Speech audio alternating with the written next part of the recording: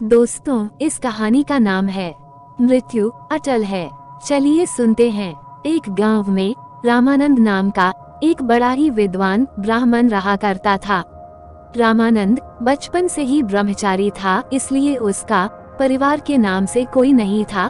हाँ, उसका एक बचपन से ही हरिदास नाम का एक मित्र था। हरिदास, जो रामानंद के गांव से 3-4 गांव दूर के गांव में रहा करता था, वो जन्म से ही गूंगा और एक पैर से विकलांग था। एक बार रामानंद को जब मानसिक अशांति सी होने लगी, तब उसने सोचा अपने बचपन के मित्र से मुलाकात की जाए, शायद तो कुछ शांति मिले। ऐसा सोचकर रामानंद हरिदास के गांव जाने के लिए निकल पड़ता है।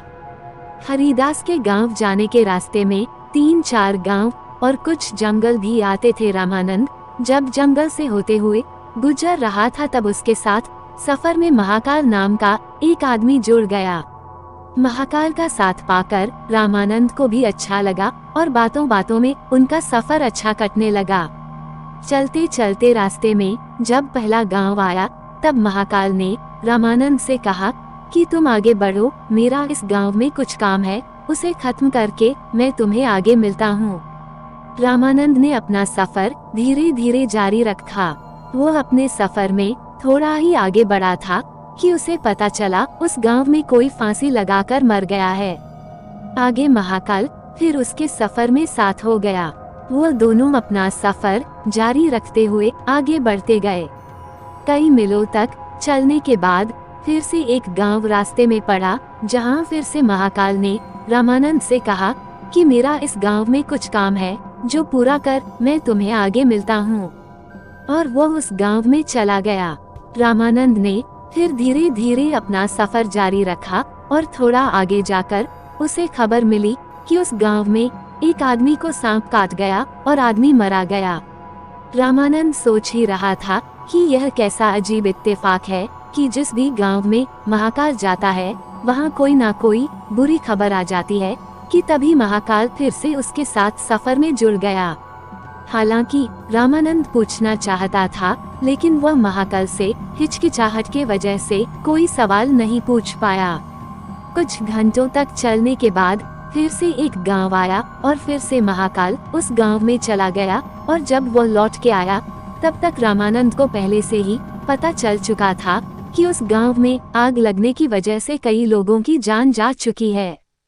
क्योंकि रामानंद इस बार आगे नहीं बढ़ा था और उसी गांव के पास वाले मंदिर पर रुककर ये सब देख रहा था। जब महाकाल रामानंद के पास वापस आया, तो इस बार रामानंद से रहा नहीं गया और उसने महाकाल से पूछा कि आखिर तुम कौन हो और क्या राज है कि तुम जहाँ भी जाते हो वहाँ पर कोई ना कोई मर जाता है। रामानंद के पूछने पर महाकाल ने उसे सच सच बता दिया कि वह असल में यमराज का एक दूत है, जिसका काम ही इन लोगों की जान निकालना है। अब तक जो भी हुआ था, वह सब देखते हुए रामानंद को उसकी बात तो सच लग रही थी, लेकिन पूरी तरह से विश्वास नहीं हो रहा था। इसलिए उसने महाकाल से पूछ लिया, बताओ अब आगे किसकी मृत्यु होने वाली है।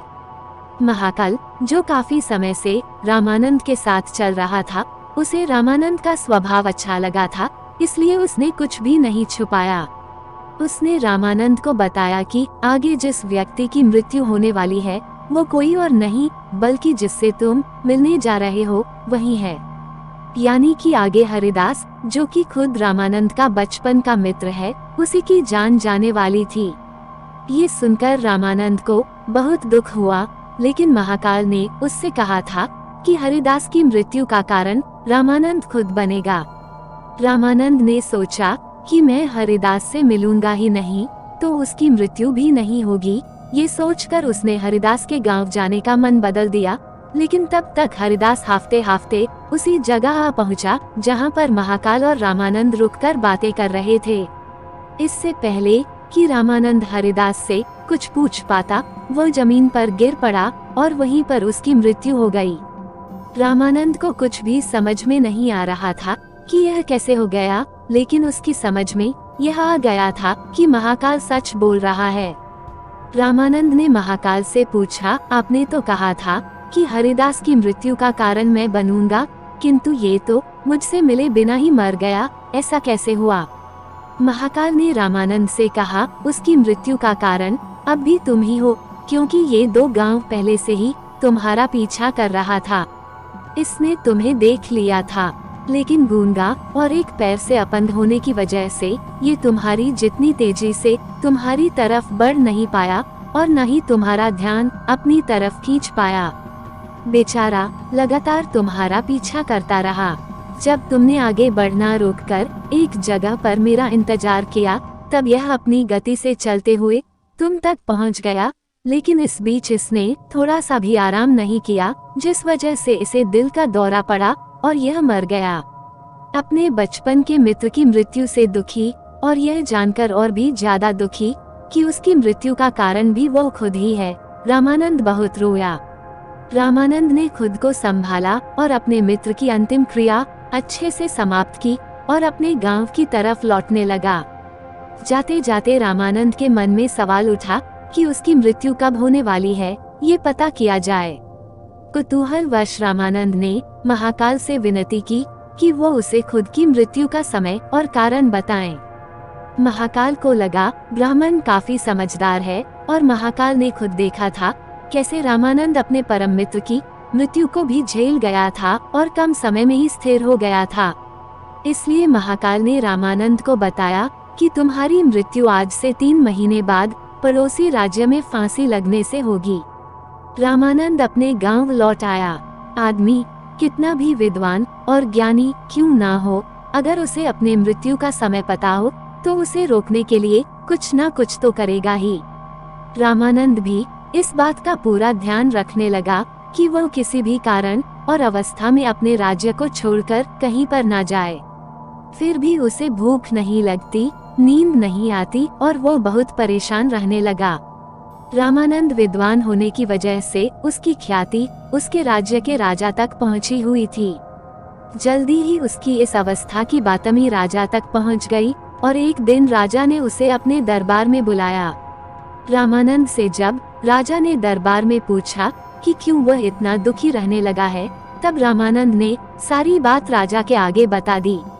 राजा समेत सभी दरबारियों को इस बात से काफी आश्चर्य हुआ, क्योंकि सब लोग जानते थे कि रामानंद कभी झूठ नहीं बोलता है।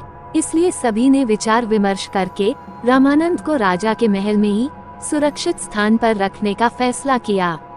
राजा ने अपने ही महल में रामानंद को रहने के लिए एक बहुत आलीशान कमरा दिया। राजा चाहता था कि रामानंद उसके महल में कैदी की तरह महसूस ना करे, इसलिए सभी नौकरों और सिपाहियों को आदेश दिया कि रामानंद को कहीं भी आने जाने से रोका ना जाए। राजा के महल में रामानंद अब अपने आप को थोड़ा सा सुरक्षित महसूस करने लगा, लेकिन कभी भी वह रात को गहरी नींद नहीं सो पाता था। उसे बचपन में नींद में चलने की बीमारी थी और यह बीमारी तब ज्यादा असर करती है जब आदमी चिंता में सोए या गहरी नींद ना ले पाए।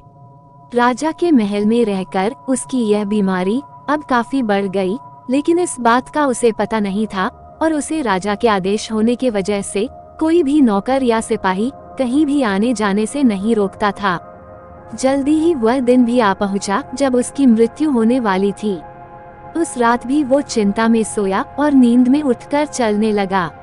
चलते चलते वह महल के अस्तबल में गया, एक घोड़े पर सवार हो गया। घोड़ा राजकुमार का था और राजकुमार अक्सर पड़ोस के राज्य की राजकुमारी को मिलने उसी घोड़े पर जाया करता था।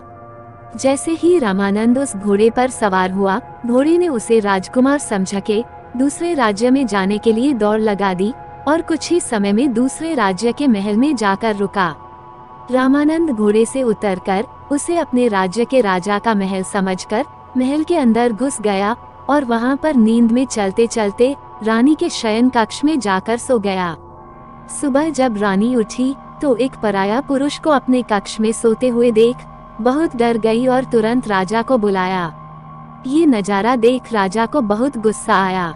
राजा ने तुरंत दरबार बुलाया। वहां पर रामानंद को हाजिर किया गया और उसे फांसी पर लटकाने की सजा सुनाई गई। रामानंद ने राजा से अपने निर्दोष होने की सफाई देते हुए कहा, महाराज, मुझे नहीं पता कि मैं कैसे आपके महल में आ गया।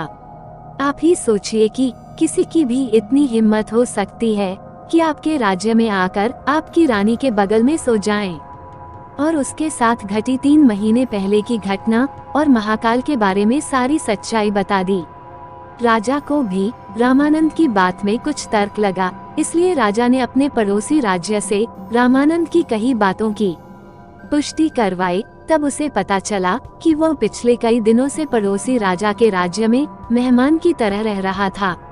राजा ने फिर से उसे दरबार बुलाया और अपनी दी गई सजा पर विचार विमर्श करने के लिए कहा। सभी चाहते थे कि रामानंद को सजा नहीं होनी चाहिए, लेकिन सब ये भी चाहते थे कि राजा की कही हुई बात का मान भी रखा जाए। काफी सोच विचार करने के बाद सब इस बात पर सहमत हुए कि एक कच्ची सूत की डोरी से रामानंद को फांसी दी जाए, जिससे वह रस्सी टूट जाएगी, रामानंद की मृत्यु भी नहीं होगी और राजा की बात भी रह जाएगी। यह फैसला सुनकर रामानंद भी खुश हुआ और खुशी खुशी सूत की डोरी से फांसी लगवाने के लिए राजी हो गया। रामानंद को डोरी से फांसी लगाई गई। वो डोरी रामानंद का वजन नहीं संभाल पाए और टूट गई, लेकिन टूटने से पहले पतली होने के कारण डोरी से रामानंद के गले की एक नस कट गई और काफी खून बहने की वजह से रामानंद की वहीं पर मौत हो गई। दोस्तों, इसलिए कहते हैं कि मृत्यु अटल है, लेकिन मृत्यु से पहले के जीवन को हम अपने मृत्यु के बारे में सोच सोच कर व्यर्थ नहीं कर सकते। एक दिन तो सबको मरना है, लेकिन मरने से पहले जितना जी सके हमें जी लेना चाहिए। इस कहानी से सबसे गहरी बात जो हमें सीखने को मिलती है वो यह है कि हमें ना भूतकाल में ना भविष्य काल में, बल्कि हमें वर्तमान काल में जीना चाहिए। दोस्तों, आपको ये कहानी पसंद आई हो तो इस चैनल को सब्सक्राइब करें, वीडियो को लाइक करें, कमेंट करें और अपने अधिक से अधिक दोस्तों को शेयर करना ना भूलें। धन्यवाद।